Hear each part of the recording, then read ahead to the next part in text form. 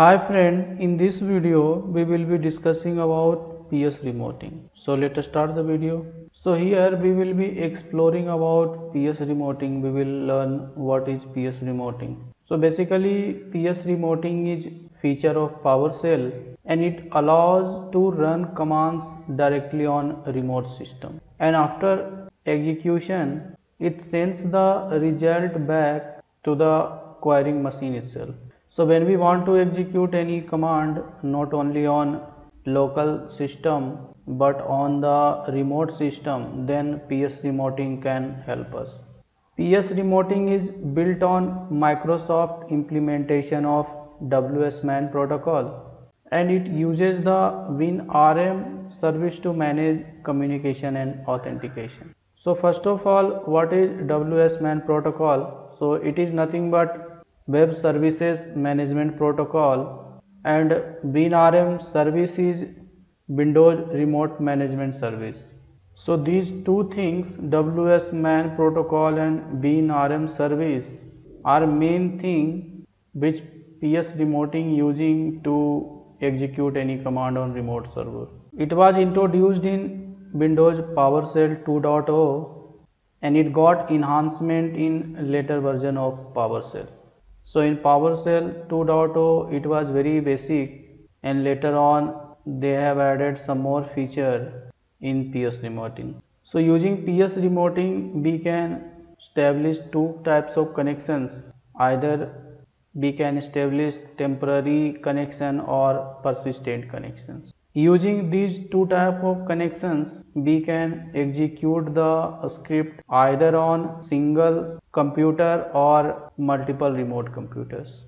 So PS remoting gives us feasibility to execute on multiple remote computers as well. We can also establish interactive session on single remote computer. So what is interactive session? So in interactive session we execute any command and immediately after execution completes we get the output. So we will be feeling as if we are executing the command on local system, but in actual it will get executed on the remote computer and we will be getting output returned to our local system. And why PS remoting is required and what is the benefit of PS remoting? So the biggest advantage of PS remoting is we don't need to open different port for different applications in firewall. So single port is required to open in firewall for every application that uses WSMAN and WinRM service. So when any request come to any remote server using PS remoting, so WinRM is the service which will identify the traffic and it will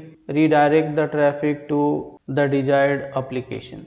And now here we will be seeing how we can enable PS remoting. So if you are using Windows Server 2012 OS or later version of Server OS, then it is already enabled by default and we don't need to do anything. In case we are using client OS or earlier version of Windows, means below Server 2012 OS, then we need to enable PS remoting. So how we can enable PS remoting? So first we have to open PowerShell as administrator and in that one we can execute this commandlet called enable-ps remoting.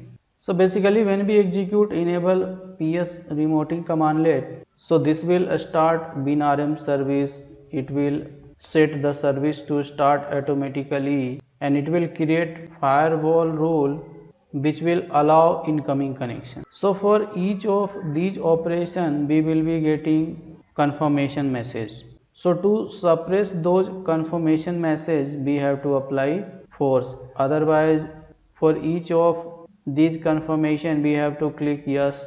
And now we will see some examples where we will understand how we can use PS remoting. This is our first example and in this one we will be starting an interactive session. So here what I am doing, I have just used commandlet enter PS session and here I have passed the remote host name and I am using credential parameter and in this one I am passing the variable of credential. So before executing this line, first we will have to execute this line so that we can use this variable again and again. So after I execute this one, I will be getting prompt to enter the username and password. So let's execute this one. So now you can see here that I have got one window open, and in this one we have two text boxes, username and password. So here I will have to enter the username, and after that I will have to enter the password. Now if I click OK here, so our credential has been stored into variable. So if I execute this variable, so you will see here that we have two properties under this object, so username and password. So now let's execute this line. So as soon as the execution completes, so we will be getting PS session in our PowerShell prompt here.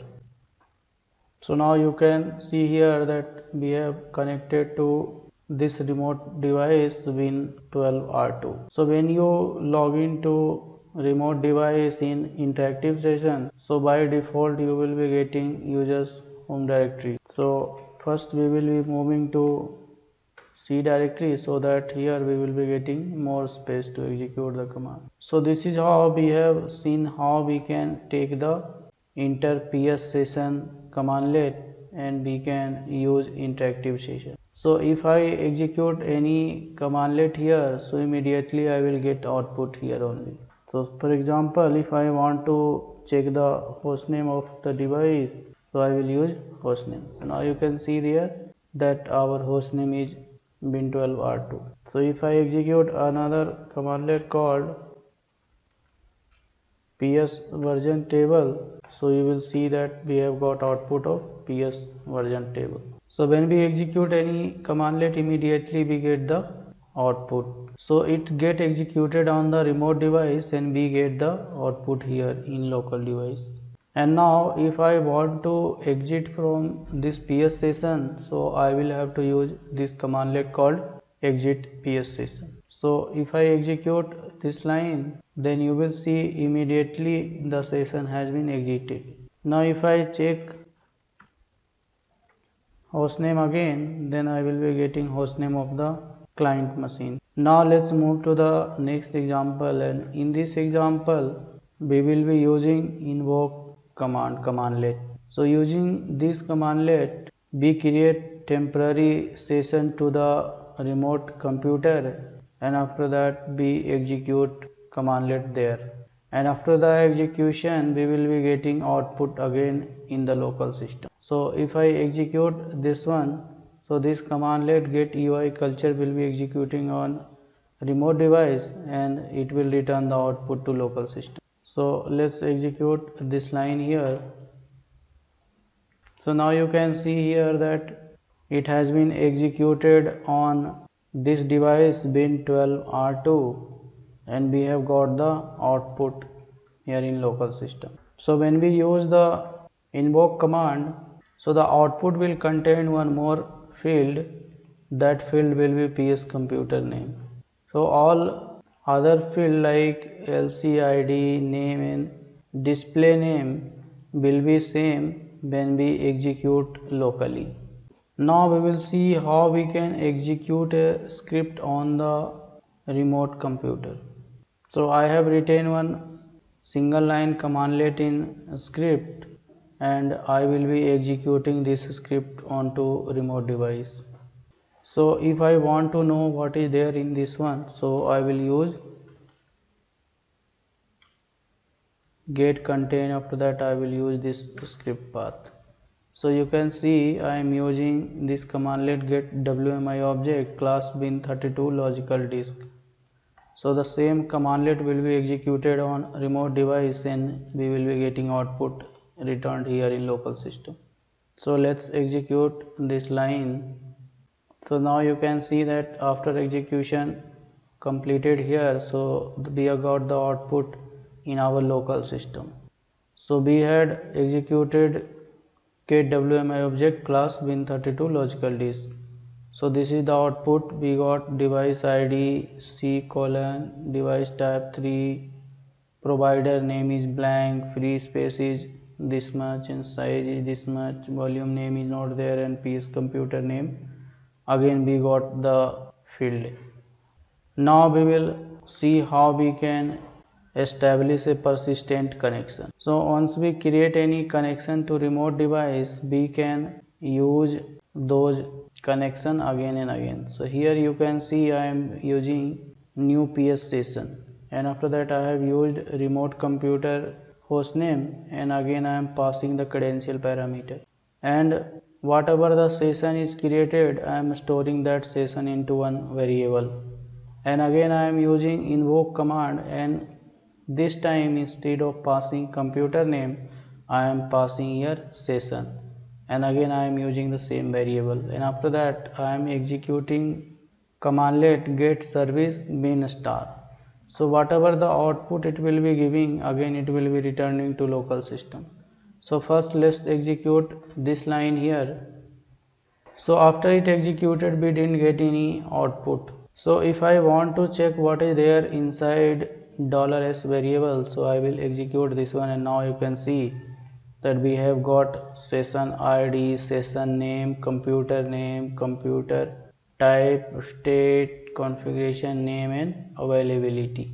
So using this session information, again we can use any of the invoke command or enter PS session. So this time if I execute this line, I will be getting output of this commandlet. So now you can see we have got output of get service bin star. So whatever the service which is starting with bin, so every service has been returned here in this output. So the output contains status name, display name, and again PS computer name will be default. So on whatever the computer it is getting executed, so we will be getting that computer name as well here in PS computer name field.